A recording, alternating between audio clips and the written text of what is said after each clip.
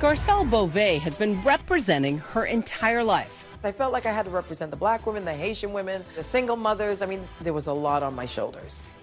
Culminating as the first black real housewife of Beverly Hills. Life is an audition, and honey, I am getting that part. The first week before it started airing, I freaked out.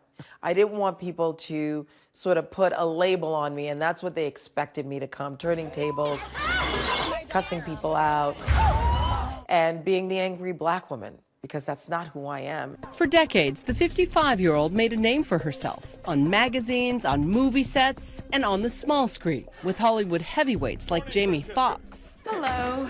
Now she's spilling some tea in her new memoir, Love Me As I Am. You said something along the lines of, no one ever asks me what it's like to be a black woman in Hollywood. Yeah. So let us ask you, what's it like? Being a black woman in Hollywood when I started was very challenging because there were so many roles that I wanted a chance at that I wasn't even given a chance or I wasn't even thought of. We weren't being represented in TV shows and movies like we should have.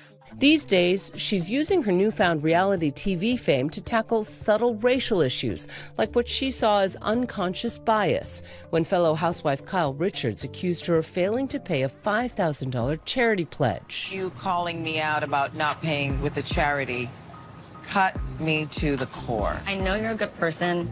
You took care of it right away after that. I don't think they've ever had to look at it in someone else's perspective because their landscape was all white, right? It wasn't just not paying for the charity. It's like, what are you saying? And the connotations that come with being a black woman and not paying.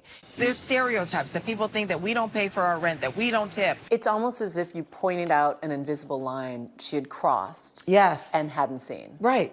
And didn't know there was a line there. She's not racist at all. I don't want to make sure that's clear. I appreciate you sharing that with me. What I loved is that when I did sit with Kyle, she understood, she heard me. And the world was talking about it. This is between, in the middle of Black Lives Matter. And also, I felt like if it's truly a reality show, this is my reality. Oftentimes, that reality can be a harsh one. In 2020, housewife Erica Jane and her now estranged husband, Tom Girardi, were hit with a lawsuit alleging the attorney embezzled money from his own clients intended for victims' compensation. Some of those victims featured on the Hulu documentary, The Housewife and the Hustler. Did you see it? I did see it. What did you think? It's hard to watch. It's unbelievable if everything is true. It's actual people saying they've been wronged. A new trailer for the upcoming 12th season of The Real Housewives of Beverly Hills promises even more drama. You want to be on the side of the victims because you think that's cool. What I'm telling you, it's cool. I don't give a about anybody else but me. What do you make of this skirmish? How do you not feel for the victims? I mean, I think Erica has to protect herself, but our angst with her is, where's the compassion? A judge dismissed Erica from the 2020 embezzlement and fraud lawsuit, but she has been named in new lawsuits this year. Her team declined to comment. But Garcelle has overcome her own share of adversities long before becoming a housewife, starting at age 7. A Haitian immigrant plopped down in Massachusetts. When we moved, it was the dead of winter. I didn't speak a word of English. I had rarely seen white people. It was definitely a culture shock, and I learned English watching Sesame Street, like a lot of immigrants do. How do you learn English watching Sesame Street? You count with the count. You sing with Big Bird. I mean, it was really mimicking what I heard. And even though you went on to be the cheerleader and well-adjusted, you were the only black girl in a mostly white school. Absolutely. I mean, kids would come and touch my skin or pull on my hair just because they hadn't seen that texture, they hadn't seen someone of color. So often the only black woman in the room as a model, discovered at the tender age of 17. That moment, trailblazing too, because there aren't a lot of black models doing high-profile campaigns. No, definitely not then. And I remember people saying, oh, if you're going to go to New York, you should probably get your nose done so it's less black. And I was like, I'm not doing that. Soon her career thrived, posing on covers of Essence magazine, starring in a Luther Vandross music video.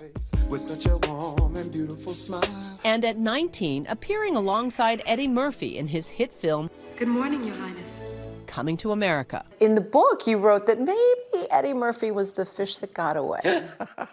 We went out to dinners, and I went to his house in Jersey, met his mom and his crew. Beauvais also had a brief role on The Cosby Show. Yes, Dr. And says Bill Cosby invited her to his brownstone to go over lines. He offered me a drink. You were actually underage. I was underage. And I took a sip, and it didn't feel right. It didn't feel right at all. And you listened to your gut. I listened to my gut, and I ran out of there as quickly as I could. And he called a couple of times later, and I didn't pick up. Cosby's publicist declined to comment. The mother of three confronts other difficult life moments in her book, like giving birth to twins after years of fertility struggles. Then, she says, she later discovered that her husband had been cheating on her for 5 years. There were nights that I cried so hard and so long that the next day it felt like I did a gym workout. I was in so much pain. So outraged, she sent an email to his fellow Hollywood agents, which was leaked to the press. It was just another layer of pain all over again. And people, I would have women when I was at the park with the kids come up to me and go, "Good for you for sending that email. You're my hero." The two divorced in 2011, but Garcelle says through therapy and self-help books, co-parenting is working. And now we do family things together. We have Thanksgiving together. When I look at my boys, I feel like they benefited so much. They're well-adjusted, they're kind, they're sweet boys. Her life's epic journey, taking her from Haiti to Hollywood. Her tenacity now stronger than ever. In one of the chapters you say, if I could speak to my 5-year-old self, what would you say? Whew. I would say, go on the journey. Don't be so scared, and you're gonna end up okay. Hi everyone, George Stephanopoulos here. Thanks for checking out the ABC News YouTube channel. If you'd like to get more videos, show highlights, and watch live event coverage, click on the right over here to subscribe to our channel, and don't forget to download the ABC News app for breaking news alerts. Thanks for watching.